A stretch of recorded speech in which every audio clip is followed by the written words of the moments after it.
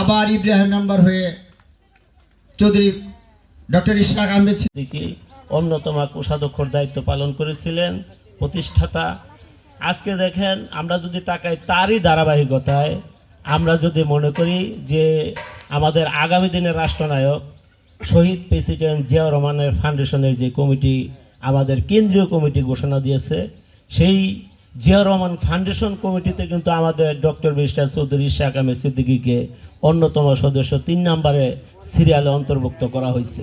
তাহলে আমরা এই আলোকে কি বুঝতে পারি?